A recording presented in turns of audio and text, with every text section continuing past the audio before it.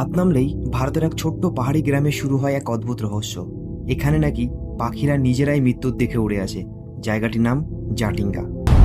ভাবুন তো, একটা গ্রাম যেখানে প্রতি বছর শত শত পাখি রাতের অন্ধকারে হঠাৎ আকাশ থেকে নিচে পড়ে যায়। লোকেরা বলে তারা আত্মহত্যা করে, কেউ বলে এটা অভিশপ্ত জায়গা, আবার কেউ বলে পাহাড়ের মধ্যে লুকিয়ে আছে অজানা শক্তি। কিন্তু সত্যটা কি? ভারতের অসমের পাহাড়ি অঞ্চল জাটিঙ্গা, চারিদিকে ঘন জঙ্গল আর কুয়াশায় ঢাকা ছোট্ট এক গ্রাম। কিন্তু সেপ্টেম্বর থেকে নভেম্বরের অন্ধকার রাত, এখানে ঘটে ভয়ঙ্কর ঘটনা। রাত বাড়তেই অসংখ্য পাখি হঠাৎ আলোর দিকে ছুটে আসে, তারপর মাটিতে পড়ে যায় নিথর হয়ে। বহু বছর আগে গ্রামের মানুষ বিশ্বাস করত এই পাখিগুলোকে পাহাড়ের আত্মা টেনে আনে, কারণ ঘটনাটা ঘটে শুধু নির্দিষ্ট রাতে, নির্দিষ্ট আবহাওয়ায়, আর শুধুমাত্র এই এলাকাতেই।